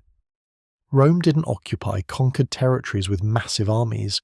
That was economically impossible. Instead, legions stationed at key locations could respond rapidly to threats anywhere in the region. A single legion in northern Italy could reach any point in the Po Valley within 3 days. 2 legions in Spain, positioned at strategic cities, covered the entire province. 3 legions in Macedonia secured Greece and the northern frontier.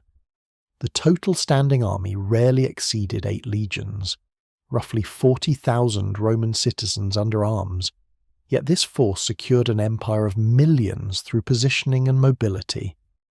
The colonies were military settlements disguised as cities.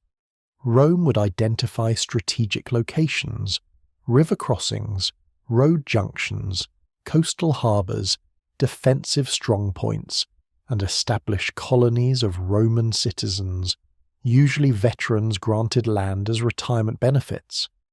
These colonies were Roman territory legally and culturally, creating islands of Roman control in conquered regions. They also served as garrison points.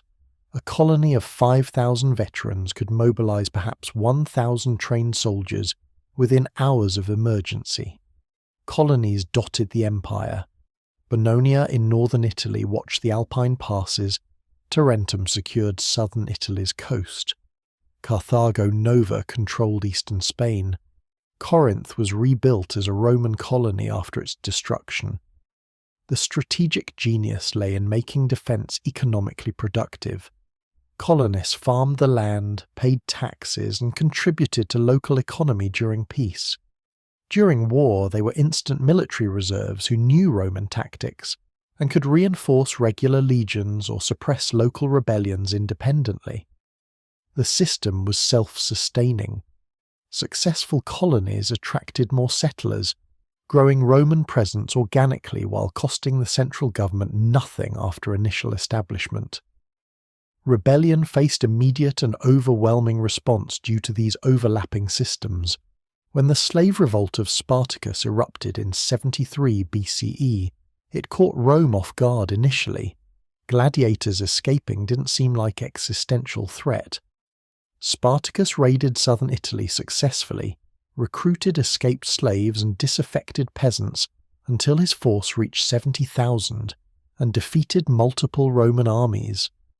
But he couldn't take fortified cities protected by colonies, couldn't access the road network effectively because Romans controlled the routes, and couldn't escape Italy because Roman naval control prevented sailing to Sicily or North Africa. When Crassus finally cornered Spartacus with 8 legions in 71 BCE, the rebellion was crushed with 6,000 survivors, crucified along the Via Appia from Capua to Rome. 1 cross every 40 yards for 120 miles, visible from the road as permanent reminder of rebellion's cost. The engineering capability extended beyond roads to fortifications. Every legion built temporary camps nightly, but permanent fortifications went far beyond basic defence. Stone walls replaced wooden palisades. Barracks, headquarters buildings, granaries and workshops were constructed to last decades. The fortress at Lambasis in North Africa, built in the 1st century CE but following 2nd century BCE patterns, covered 50 acres with walls 20 feet high, housing an entire legion permanently. These fortresses became cities over time. Veterans settled nearby after discharge. Civilians established businesses servicing the garrison, and Roman culture spread organically. Aqueducts represented infrastructure as propaganda. The Aqua Marcia, completed in 144 BCE, carried water 57 miles from mountain springs to Rome, mostly through underground channels, emerging at points where massive arched bridges spanning valleys demonstrated Roman engineering supremacy visibly. The aqueduct delivered 44 million gallons daily to public fountains and baths. Citizens saw practical benefit, free clean water, while simultaneously witnessing state power manifested in architecture. This was the genius of Roman public works. They were simultaneously functional and symbolic, improving daily life while reinforcing the state's capacity. The bridges were military infrastructure first, civilian benefits second. The Pons Milvius across the Tiber, built in 206 BCE, carried the Via Flaminia northward and remained standing for 2 millennia. It was overbuilt deliberately, wider than necessary, foundations deeper than the river required, arches reinforced beyond structural need. Roman military engineers designed for worst-case scenarios: flooding, earthquakes, enemy attempts at demolition, centuries of heavy traffic. Most bridges exceeded their structural requirements by factors of 2 or 3. This wasn't waste. It was ensuring military mobility couldn't be disrupted by infrastructure failure. The supply magazines established throughout the empire functioned as strategic reserves. Fortified warehouses stored grain, weapons, armor and equipment sufficient to outfit and feed multiple legions for extended campaigns. The magazine at Rusicade in North Africa could supply 20,000 troops for 6 months. Provincial governors maintained these reserves through taxation in kind, farmers paying tax in grain rather than coin, which was stored against military need. When legions deployed, they didn't carry extensive supplies.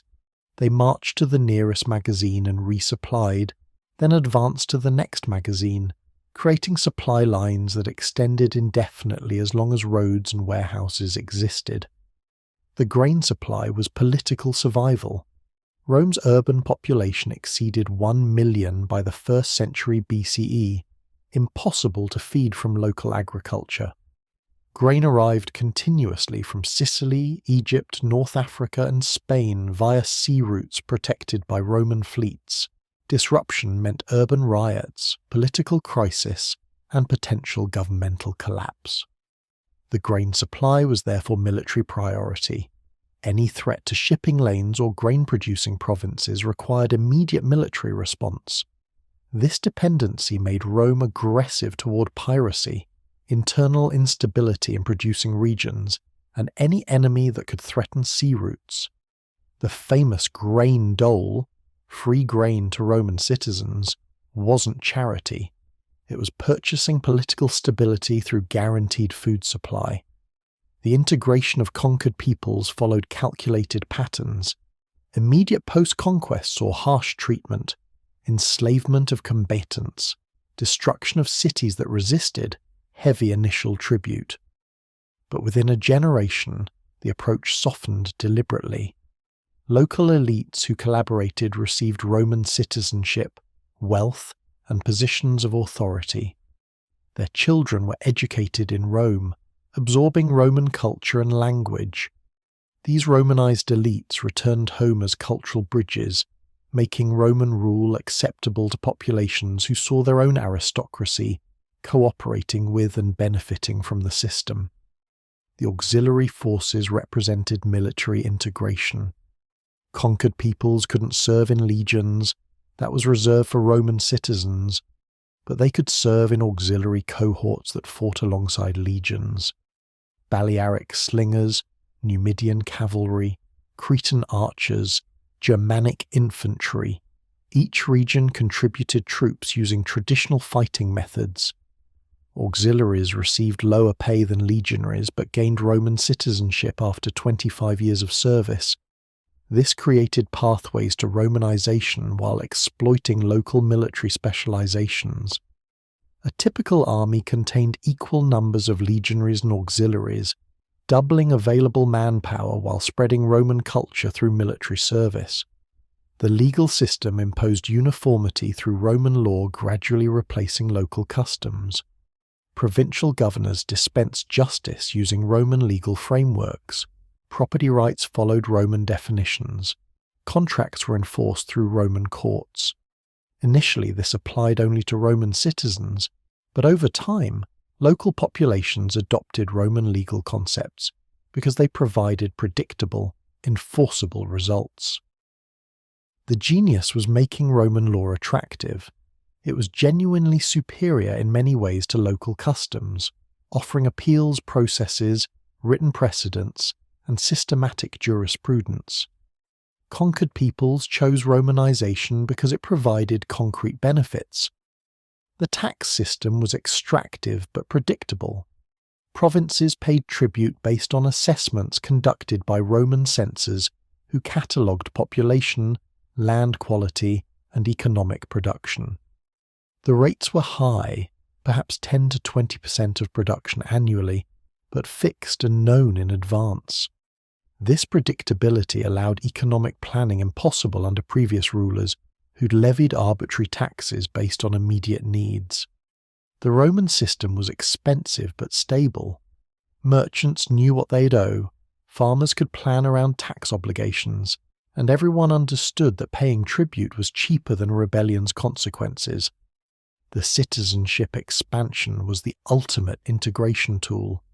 Rome granted citizenship selectively to allied Italian cities after the Social War in 91-88 BCE, to provincial elites who'd proven loyalty, to auxiliary soldiers after service. Citizenship meant legal rights, voting in assemblies, protection from arbitrary punishment, ability to own property under Roman law, access to courts. It also meant obligations, military service, tax payment, loyalty to Rome. The expansion was gradual and calculated. By the late Republic, perhaps 15% of the empire held citizenship. By 212 CE, the Edict of Caracalla extended citizenship to nearly all free inhabitants. This centuries-long process transformed conquered peoples into Romans culturally and legally, eliminating the distinction between conqueror and conquered. The military colonies in the provinces created permanent Roman presence. Veterans settled with land grants in conquered territories, establishing farms worked by local labour. These settlements served multiple purposes. They rewarded military service, reduced the population pressure in Italy, secured strategic locations with trained soldiers, and spread Roman culture.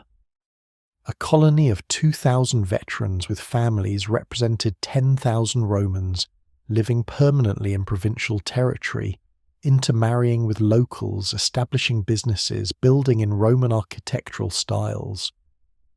Over generations, the distinction between Roman colonist and local inhabitant blurred, creating hybrid provincial cultures that were more Roman than indigenous. The roads, fortresses, aqueducts, colonies, legal system, tax structure, and citizenship expansion formed an integrated system of control that operated with minimal direct coercion. Conquered populations became invested in maintaining Roman order because they benefited from it economically and politically. Rebellion meant losing access to roads, markets, legal protections, and potential citizenship. Loyalty meant prosperity and eventual integration. The choice wasn't difficult for most people. Rome ruled not primarily through fear, though fear remained important, but through making Roman rule preferable to alternatives. The system's sustainability came from accepting cultural diversity within political unity. Rome didn't impose linguistic uniformity. Greek remained dominant in the East. Local languages continued in use. Religious practices were tolerated unless they threatened public order. Local governments maintained internal autonomy. Roman administration sat atop local structures, extracting taxes and enforcing strategic policy while allowing daily life to continue largely unchanged. This light touch prevented the constant low-level resistance that exhausted other empires attempting to remake conquered territories completely, but the military remained foundational. The roads existed to move legions, the colonies were garrison points, the tax system funded armies, the citizenship expansion recruited more soldiers. Every element of the infrastructure ultimately served military purposes. When governors failed to maintain order, legions restored it. When allies rebelled, legions besieged them. When frontiers faced invasion, legions held the line. The prosperity, culture, law, and integration were all built on the reality that Roman military power could destroy any threat, and would do so without hesitation if order was threatened. By the 1st century BCE, the Mediterranean world was so integrated into Roman systems that independence was conceptually difficult. Multiple generations had grown up under Roman law, travelled on Roman roads, served in Roman armies, and aspired to Roman citizenship. The empire wasn't foreign occupation. It was the only political structure anyone under 60 years old remembered. This was the final conquest, not of territory but of imagination. Rome had won so completely that alternatives to Roman order seemed impossible rather than merely difficult. The Republic would soon tear itself apart through civil wars between generals commanding legions, more loyal to their commanders than to the Senate. But the infrastructure would survive. The roads would carry armies of Pompey, Caesar, and Augustus. The colonies would provide recruits for all sides. The provinces would continue paying taxes regardless of who ruled Rome. The integration was so complete that governmental form mattered less than governmental function. The empire that the legions built would outlast the republic that built the legions.